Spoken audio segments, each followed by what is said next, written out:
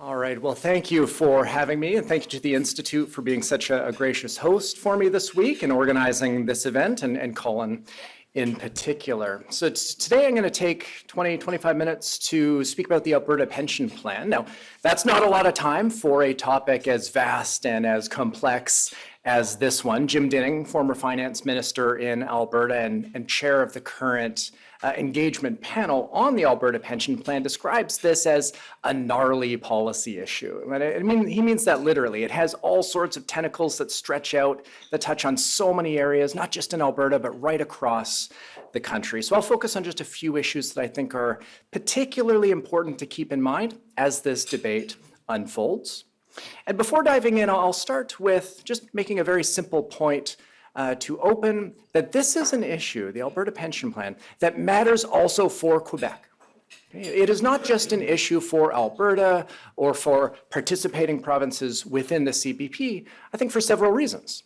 First, Quebec is an included province within the CPP by virtue of its agreement with the CPP, and that means it's involved in future amendments to the Canada Pension Plan Act, as I will argue in the coming minutes, might be something that we should think about doing in the future.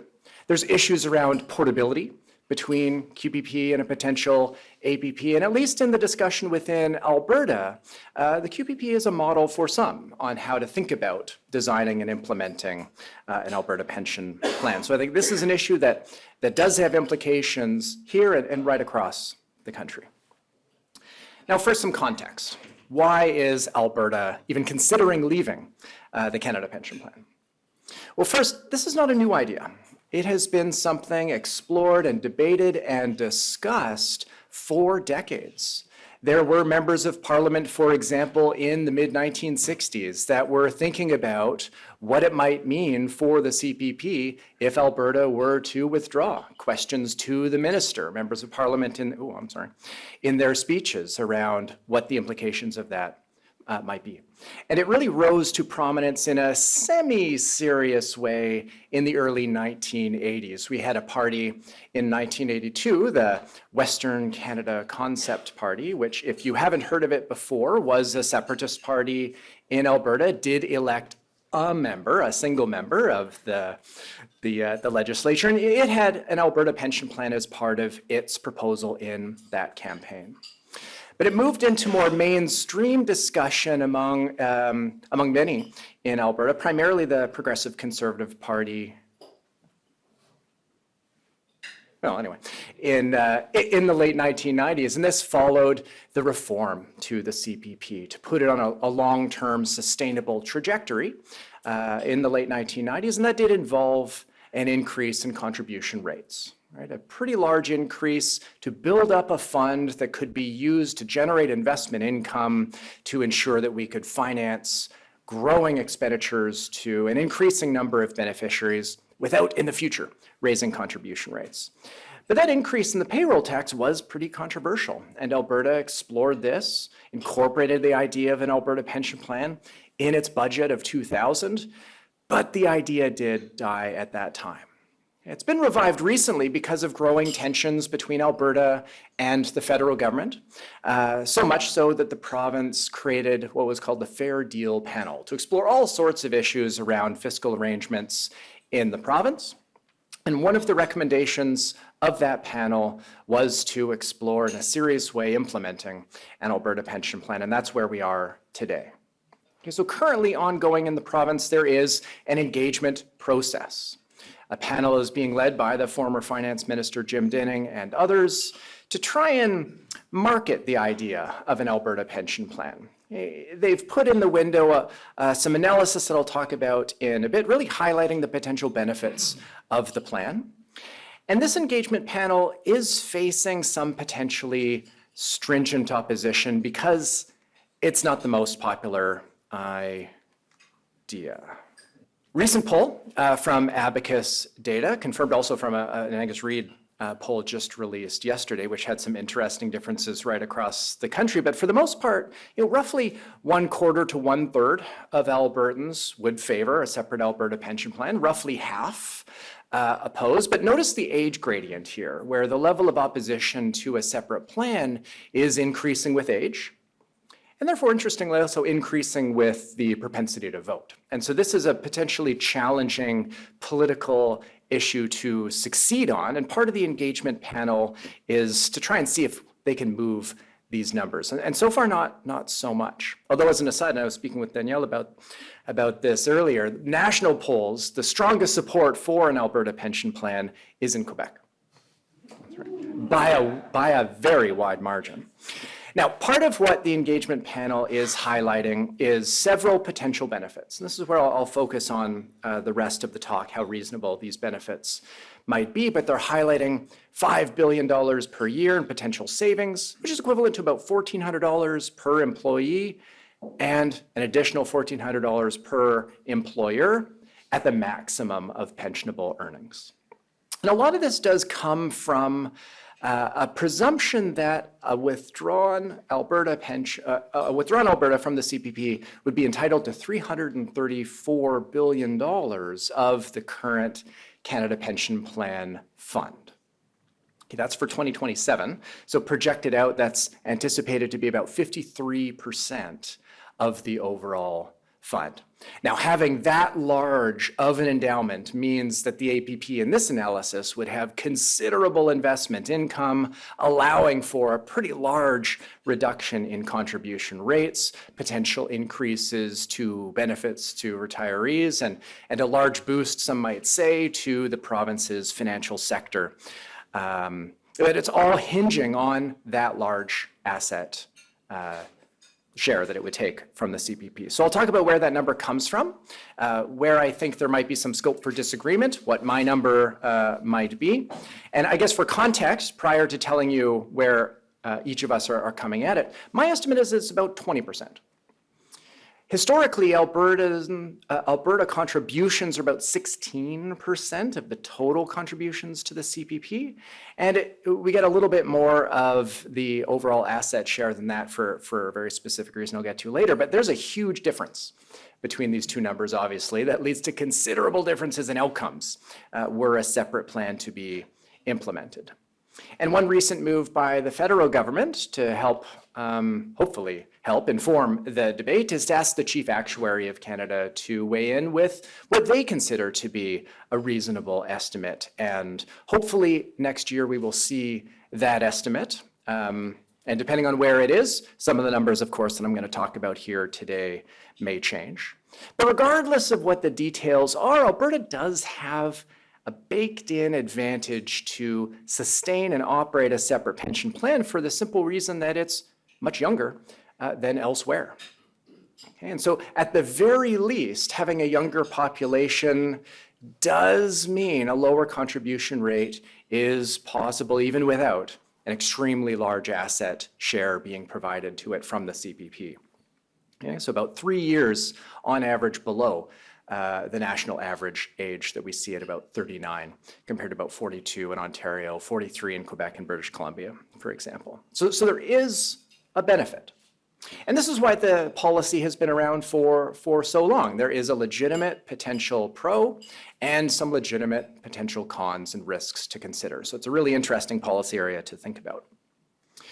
Now, before moving into the asset split language, just to give you a sense of where my analysis forthcoming in Canadian public policy comes out on this, is that the contribution rate in Alberta might be about 8.6%. It's about a 1.3 percentage point reduction relative to the Canada Pension Plan.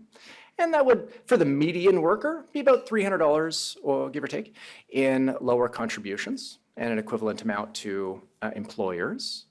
Now, the analysis from the government of Alberta produced by LifeWorks, they find a 5.9% contribution rate. Most of that from that large initial asset haul, and that facilitates a 4 percentage point reduction in the contribution rate and considerably higher benefits. My estimate on the asset split 20%, that's equivalent to about $120 billion. So a more than $200 billion gap between our two analyses. And almost every other aspect of my paper and the LifeWorks paper doesn't really quantitatively add up to very much. It all comes down to this asset split. So what determines how much CPP assets would be provided to a separate Alberta plan? Well, there is a section of the Canada Pension Plan Act, Section 113(2), that describes a formula. I say it doesn't have a formula, it's words, and sometimes in legislation you do see literal formula where it's mapped out explicitly, not here. And so there is some ambiguity around how it might work. In principle, it's pretty simple. It's a 4-step procedure. Step 1, add up total contributions. Okay, there's data on that. You also add up total expenditures associated with the benefits accrued in the province that's going to be separating. You apportion operating costs, which doesn't really matter. It doesn't add up to much. The real ambiguous component of the formula is how to apportion investment returns.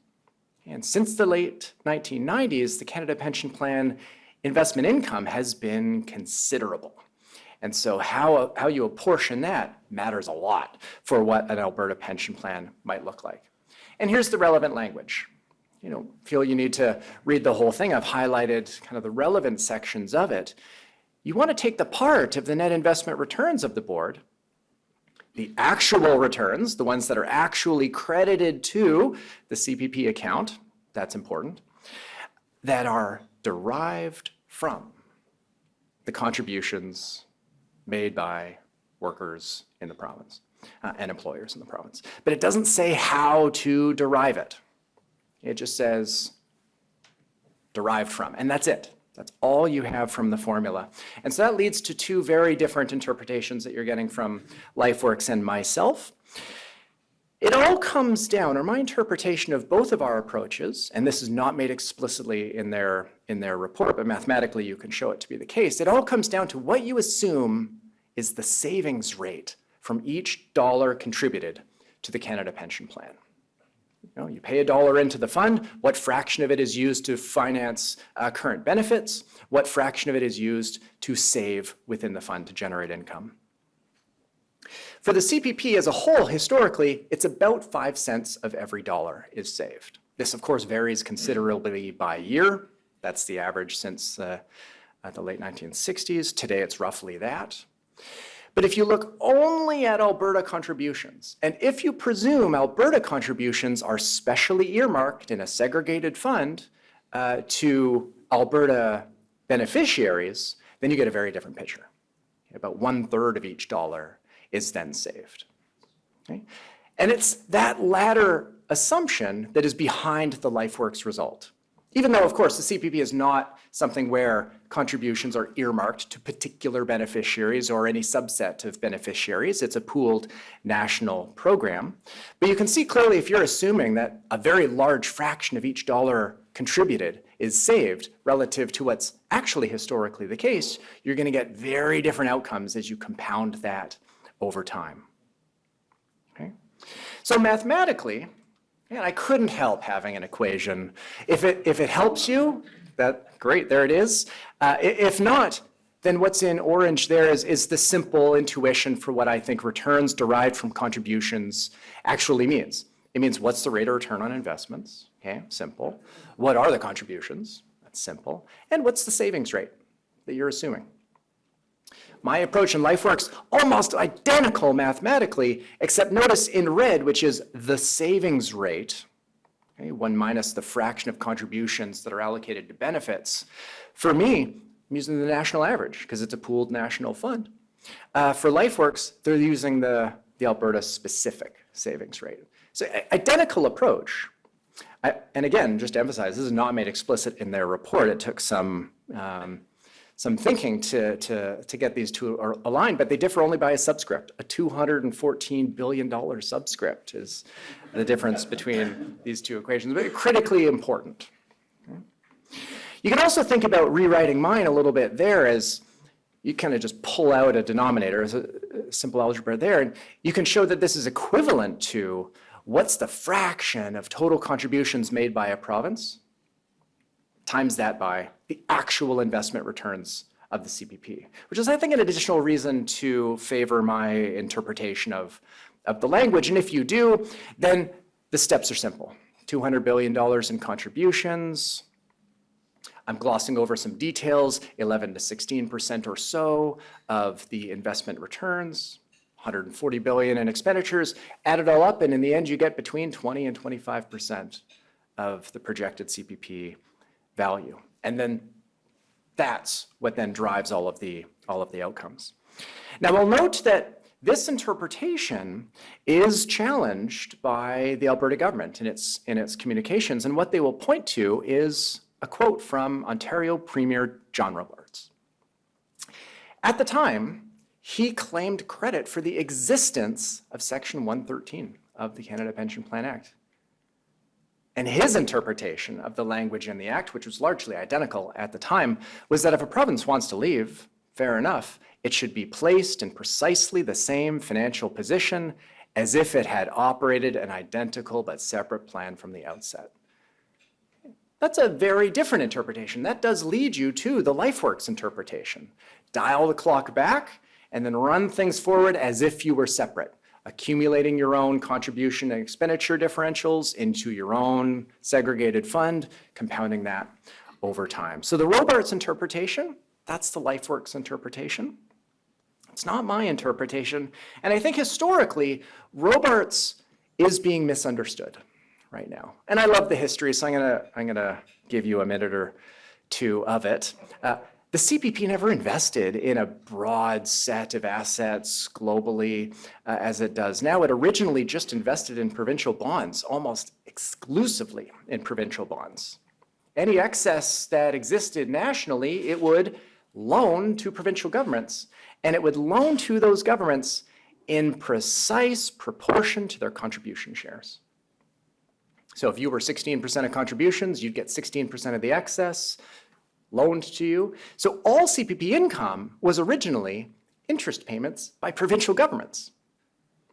And 16%, if you account for 16% of contributions, you account for 16% of total CPP income. And so returning that, right, my interpretation of the section of the Canada Pension Plan Act effectively just returns to provincial governments, historically, interest they literally paid in. And so in a sense, Robarts is right. It's making the province whole in the sense that it's giving back all the interest that province ever paid in. And I think it's a mistake to interpret his quote too literally today. But let me end in just the last couple of minutes here with some potential risks that are worth thinking about, and risks where Quebec's experience might help frame the conversation in Alberta as well. And there are several. I'll just highlight what I consider to be the greatest risks. The first is this guy. Okay. There was some discussion between Colin and I regarding how many would actually recognize who this is. This is... We know that he's dead. He is, yes. He died in 1940. Danielle, I'm looking at you.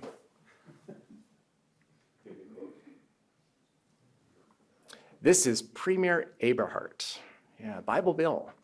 He was Premier of Alberta from 35 to 40, who was potentially among the most interesting premiers that we've ever had, trying to set up his own separate monetary system. And it was a super interesting time. I encourage you to Google it later. But if we had a pool of hundreds of billions of dollars, then he would have been able to do a lot of interesting things with it. And a separate Alberta pension plan would be exposed to unilateral decisions of a provincial government in a way that the Canada Pension Plan is not, because there you require the feds plus 2/3 of the provinces, representing 2/3 of the population. So Alberta, as a separate pension plan, is only one Eberhart away from complete disaster. And so that's one risk, political risk. Okay? A separate one is investment risk. A smaller fund would have a little bit more volatility, but more importantly, the fund itself, the APP, my estimates suggest that it would have considerably more sensitivity to the underlying investment return volatility. Any pension plan has to deal with investment returns changing from one year to the next. But for any given change, a separate Alberta plan would need an even larger contribution rate adjustment to make up for it. Okay? And I estimate that in at least my baseline scenario, there's only a 1 in 3 probability that a separate Alberta plan could actually have a lower contribution rate at all. Okay, so a separate plan does have considerable investment risks worth thinking about. There's also just a lot of uncertainty around how things will unfold. And this is where I think Quebec and every other province is going to be an important part of the conversation eventually, because there are these ambiguities in the Canada Pension Plan Act that Alberta's semi-serious idea to leave is revealing some of these gaps to be particularly important. Okay. I mentioned the asset split language in Section 113. It may very well be that Alberta or the feds don't like the chief actuary's interpretation, and so we have a reference case and we litigate what the language in the Act means. It may be that other provinces want to amend the language to clarify it. I think that would be very politically risky, but that's an option. But it also allows for a payment to a withdrawing province only if that province is setting up a comparable plan. What's comparable? We don't know. It's not defined anywhere in the Act. It doesn't mean identical, right? The Quebec and Canada Pension Plan are very similar in lots of respects, but they're not identical. So where's the line? Alberta does want to not just have lower contribution rates, which would probably be fine, but it also wants to have considerably higher benefits. That might be a problem for portability in a way that the QPP, CPP arrangements are not, because benefits are so similar. Okay, so we don't have a definition of comparable, and eventually maybe we should think about doing that. There's also macroeconomic risks for Alberta, which has implications for the rest of the country, and perhaps one of the biggest one is interprovincial migration. Okay, Alberta benefits from consistently, but not always, positive net inflows of individuals. Now, the plan itself would be exposed to great risk if in the future these net inflows are not so favorable. I'll show you an estimate on that in just a moment. But the existence of the plan itself could also lead to people making different decisions about where to live, depending on whether or not the separate plan has more compliance costs on the part of business. Maybe individuals as workers maybe think twice about moving in or out, depending on how the portability arrangements are worked out. That could be smooth or less so. So that's a real risk as well economically. And it matters for the plan because if you take LifeWorks and you start with their assumptions, you start with everything of LifeWorks, but then you take away the large asset split, and then you eliminate the positive net inflow interprovincially, so not even going negative, just saying balanced in and out, then the contribution rate immediately becomes just a hair over the CPP. So with reasonable assets in a withdrawn Alberta plan, everything comes down to what future migration rates are. And so that's a pretty big risk here. I think I've exhausted my time, so I will end it here and turn it back to Colin. Thank you.